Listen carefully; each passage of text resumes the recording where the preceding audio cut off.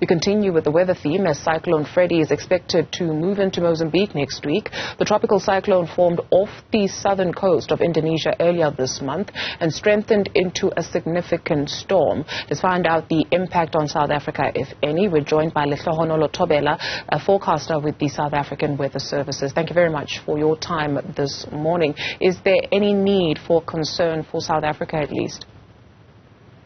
Good morning and thanks for having me. I think the main concern right now is mainly Madagascar, as the system is still east of Madagascar. However, the projections are seeing that as it stands right now, there are further projections to having it after making landfall over Madagascar, it would move over to the coastal areas of Mozambique.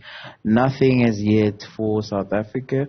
However, we're still yet to find out what the system does once it has made landfall over Madagascar. Yeah, so while we're still waiting to find that out, is there an immediate threat for Mozambique? We've seen how previous storms have battered the nation. Well, currently not much of a threat, as the system hasn't even made landfall to Madagascar. However, the system is still intensifying over the eastern parts of the ocean, which would be east of Madagascar along the Indian Ocean.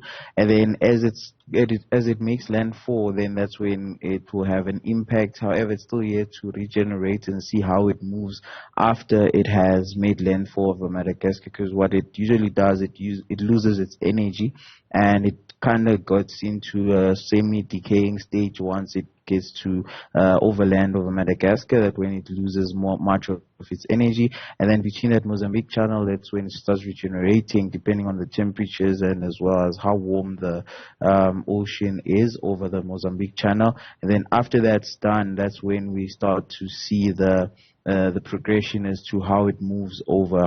As it stands right now, it's still in a west-southwesterly direction, and it's really moving in with a central pressure of about 931 hectopascal, and the winds strength and the speed is about 120 knots, which is roughly about 220 kilometers per hour. So as it moves over into Madagascar, that's when it loses some of its energy, and then once it moves out of Madagascar, that's when it starts to pose a threat over the coastal areas of the Mozambique.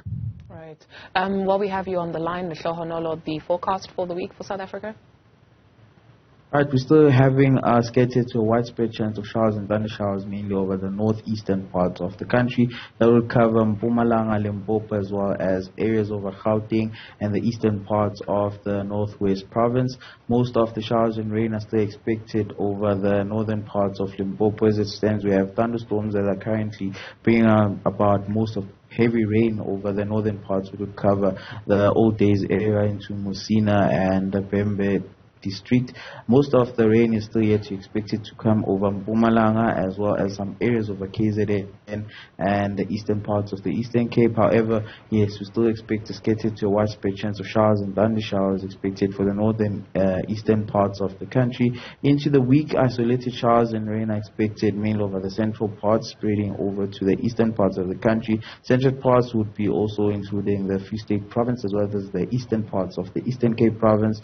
However, we're still monitoring the situation as to having any floods or any danger, and should that happen, the South African Weather Service will still issue a warning. So people should just keep to our social media pages, as well as much more of production like the one we're having now. Thank you. Lehlohonolo Thobela is a forecaster with the South African Weather Services. Thank you.